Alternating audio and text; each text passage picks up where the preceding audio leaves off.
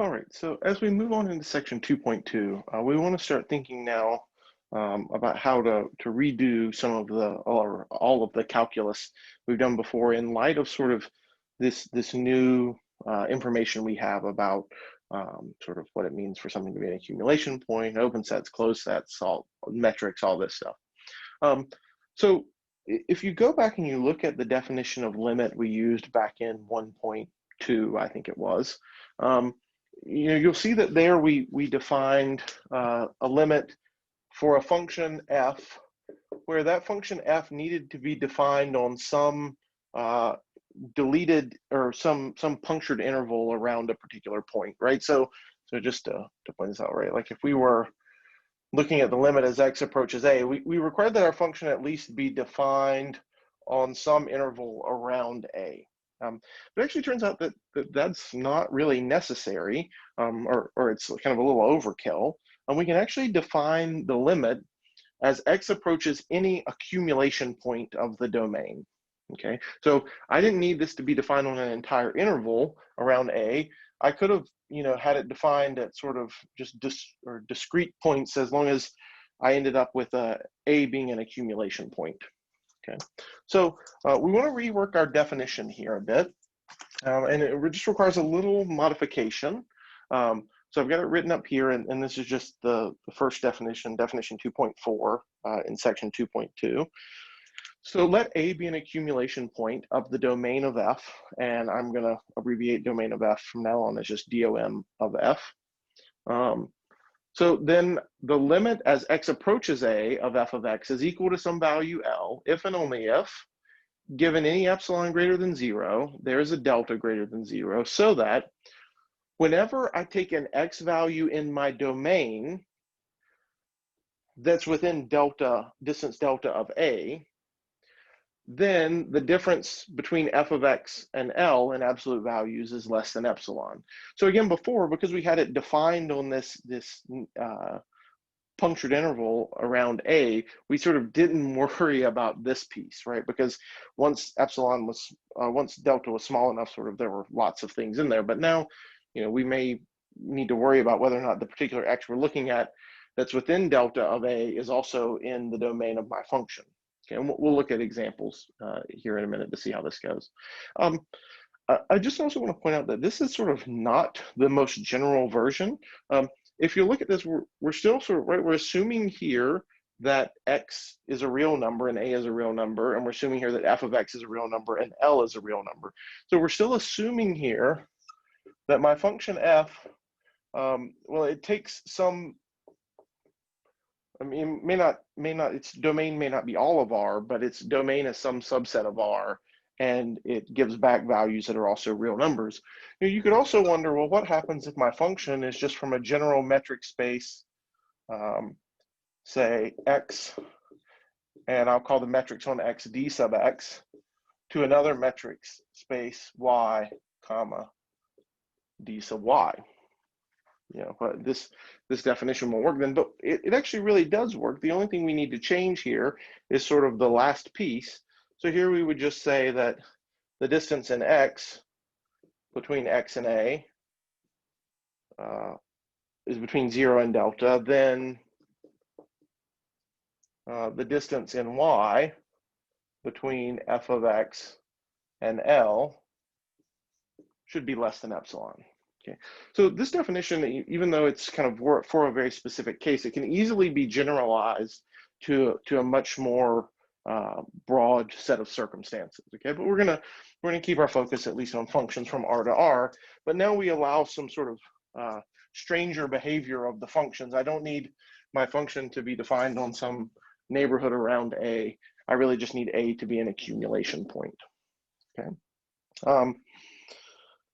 so we can use this definition then, on sort of, the same type of problems we might have looked at before, right? So, for example, I could ask you to prove that the limit as x approaches 1 of 3x plus 2 is equal to 5. Okay, I'm doing a nice linear example here. I think the book does some polynomial example. Well, it does an x cubed thing, but okay, then you can factor it and nice things happen. But I really just want to focus on the fact that, okay, even though this is a more general definition, we're still good.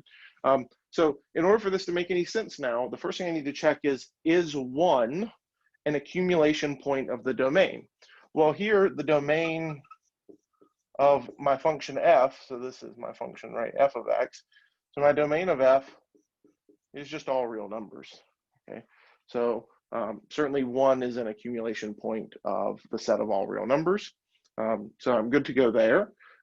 Then I need to, so now if I want to prove this, so let epsilon greater than 0 be given. Now I'm going to choose delta in some way. I'll come back and fill that in a second.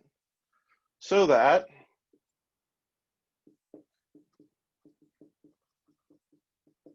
when x is in the domain of f, well, x being in the domain of f just means x is a real number here, right? Because the domain of f is all real numbers.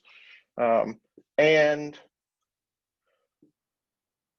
x minus 1 is less than delta, then what am I going to want? Then I want to show that 3x plus 2, that's f of x minus L. So that's really what? This is really 3x minus 3, which is 3 times absolute value of x minus 1. But absolute value of x minus 1 is less than delta. So this is less than 3 delta. Now remember, at the end of the day, I want this to be less than epsilon. So I'm going to choose my delta to be 1/3 epsilon so that this is just equal to epsilon. And so now I have f of x minus L is less than epsilon, which is what I wanted. Okay. So my point in this example is that if you go back to the kinds of things we've seen before, this really doesn't make a difference, right? I mean, I guess I just needed to say some stuff about the domain of f. But here, since the domain of f is all real numbers, there's kind of not really any big issue, okay? But we will see that there are examples where this, I mean, this is a big deal, okay? So let's look at sort of 2 examples, and these are both in your book, where this does become a big deal, okay?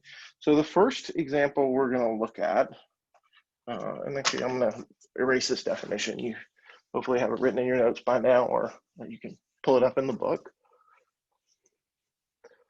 So the first example we want to look at is this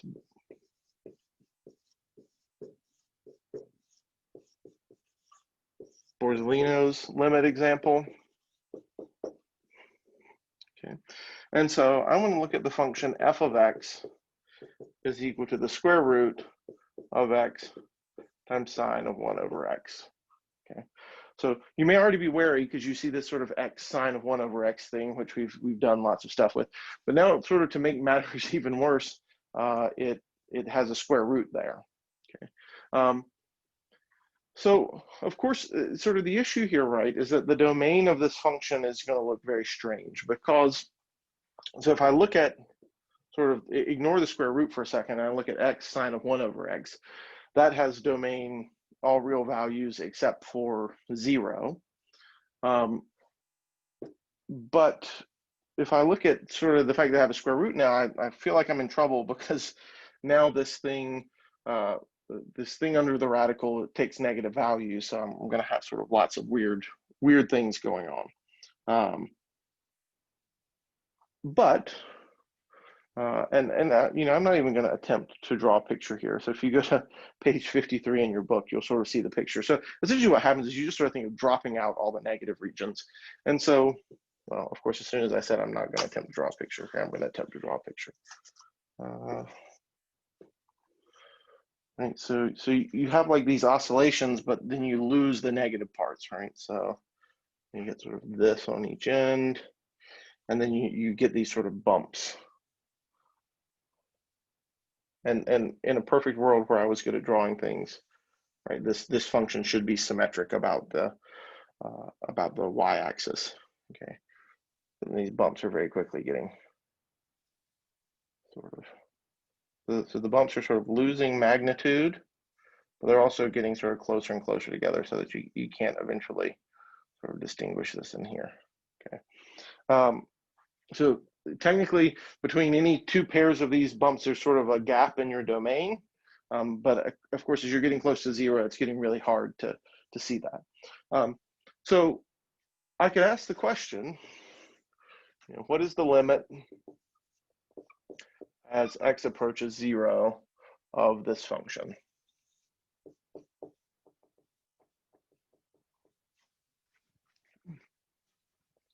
So the first thing I have to check sort of is like, does this question make any sense? So essentially I need to ask myself, is zero an accumulation point of the domain of this function? Okay, so let's see if I can sort of justify that. Is zero an accumulation point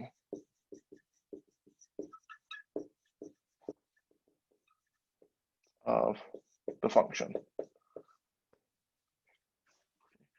So to sort of answer this question, I guess I really first have to think about what the domain, or sorry, is an accumulation point, not of f of x, but of the domain of the function f. So the first question I sort of have to ask myself is, well, what even is the domain of this thing? So I really need to look at where x sine of 1 over x is positive. Okay. And so let's see, if I look at this, let me just, I need to show it's an accumulation point. I'm just going to sort of look at it on the right-hand side. So let me just assume x is positive. So if x is positive, then this is just where sine of 1 over x is greater than 0. So where is sine of y, for example? Where's sine of y greater than 0? So sine of y is greater than 0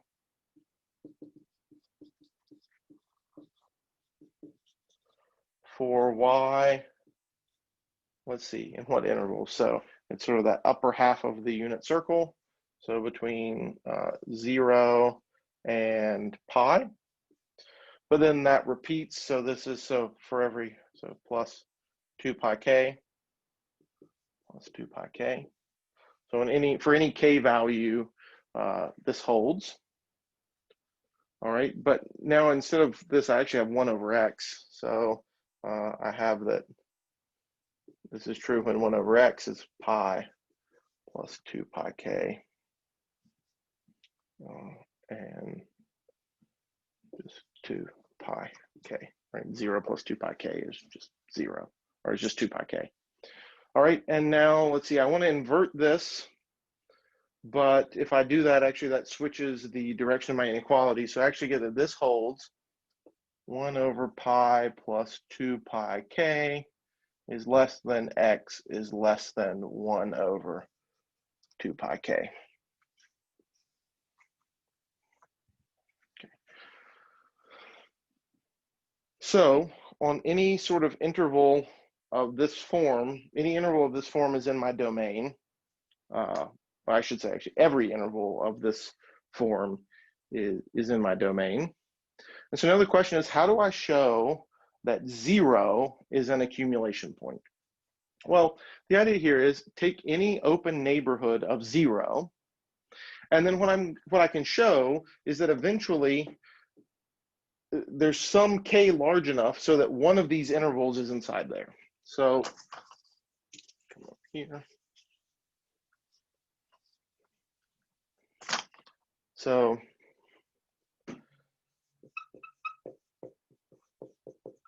consider the neighborhood of radius r around 0. Okay. And so this is really just a set of all y values such that absolute value of y is less than r. Right? I'm working on functions from r to r, so I'll use the standard metric on r. Okay. So I'm imagining R is just some fixed real number. I'm kind of imagining in my mind it's fairly small. But no, I can always choose K so large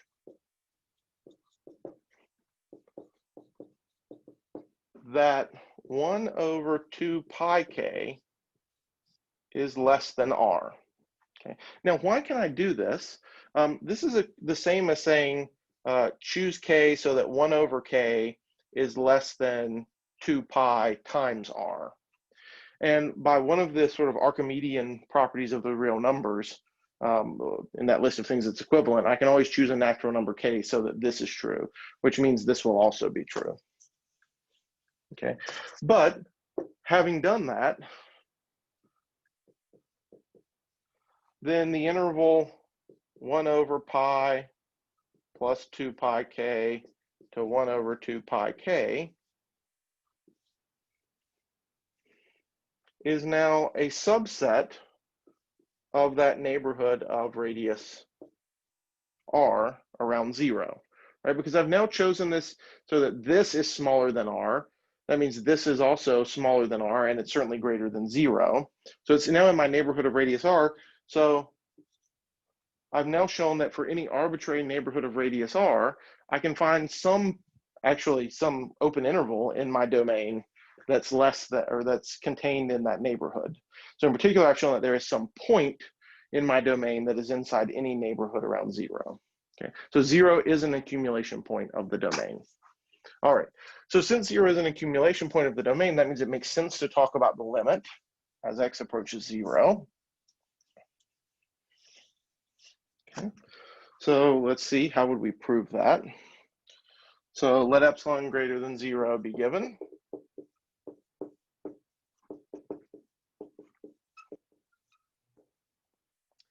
And now I'm going to choose delta in some way, and I'll come back in a second and say how I'm going to do that. And if you're reading this straight out of the book, then it just says, and it looks like it's a miracle, right? They just intuited how to choose delta, but we'll see how we would choose that. So choose delta to be that.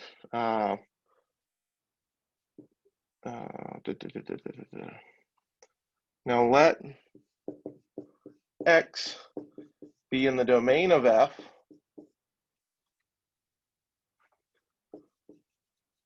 such that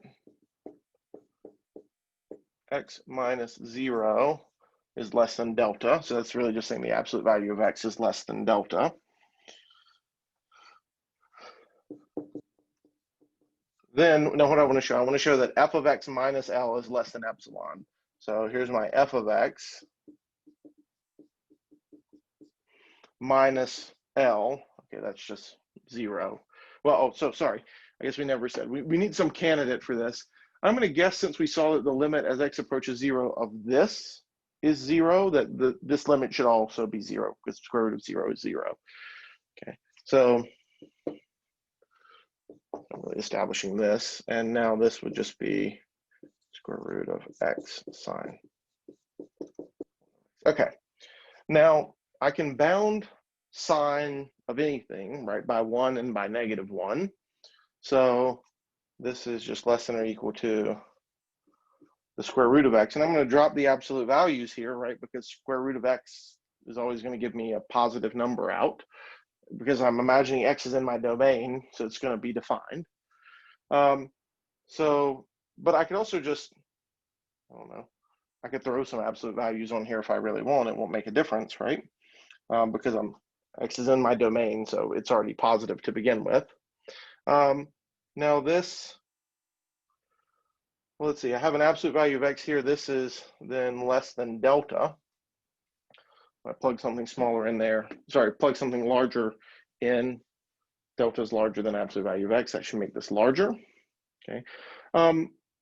But let's see, I get to choose delta, and I want this to come out to be epsilon. So why don't I choose delta to be epsilon squared, so that this will then be less than the square root of epsilon squared, which is epsilon, which is exactly what I want. So again, if you kind of look at this just mechanically, it doesn't change a lot about how we go about the proof. In fact, if anything, it just forces us to be a little more specific about the fact that this X is in my domain, right? So I need to, I have some accumulation point, and I'm looking at X values in the domain sort of that are getting close to that accumulation point. And as long as the X values that are close enough to that accumulation point give me outputs in my function that are close to the limit value, then I'm in good shape. So again, it's sort of conceptually the same thing. It's just broadening the definition a bit to make things work. The last sort of example we'll look at for this, and this one I'm not going to go into as much detail about because we'll work through some of the details in the exercise set, is Thomae's function.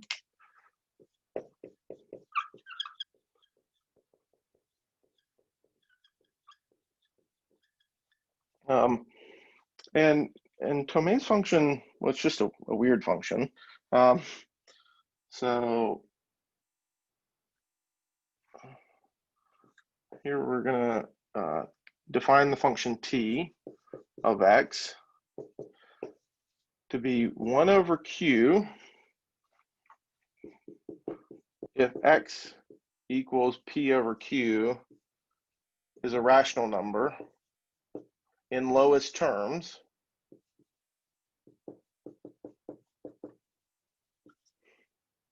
and 0 if x is an irrational. So it's an R delete q.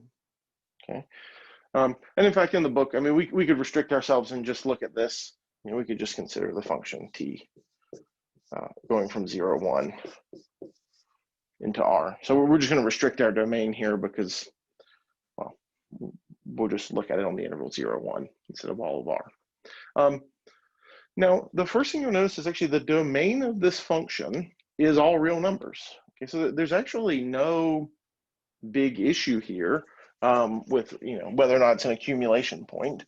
Anytime your domain is the entire space, so in this case, all real numbers, the entire space is always open and closed. Since it's closed, every point is an accumulation point, so you're good. I mean, it's kind of the nicest possible setting. The domain is the entire space. But what's interesting here is to consider sort of limiting values. So we might, sort of naturally ask the question, what is the limit as x approaches a of this function t of x? Okay, and since every, for any a in, so maybe this is the question for any a in 0, 1. Okay. So essentially we've established that this is a well-posed sort of problem. Every one of those values, a is an accumulation point, so this makes sense. But the question is sort of what's the limit? And this is just sort of a weird function to have to work with. So what we'll actually do in the exercise set, and your book actually helps work out some of this, but I'll warn you that I don't love the book's proof because I think it leaves out a lot of details. So you can look at the book's proof really is going to be sort of the sketch proof that I will give in the exercise set, but I'm also going to ask you to establish some details. So for example, if you look in the book's proof, it will say that there are only a finite number of rationals p over q for which 1 over q is greater than epsilon. That is absolutely true, but I'd like you to justify that in terms of some previous theorems or lemmas we've had. And then they also, for example, take delta to be the minimum distance from A to this set of rational numbers. I think there's some argumentation to be made there for why that minimum exists and is non-zero. Okay, so or what you're going to do if it is 0. So there's some details I think to be worked out there, and I'd like you to work those out. We will sort of pick up next time. If you'll notice, we skipped over, so there's sort of a theorem early on, theorem 2.8, that essentially says limits are unique. And then there's some theorems about the algebra of limits. We'll pick up with those next time and then move into talking about continuity of functions. And we'll finish off 2.2 next week.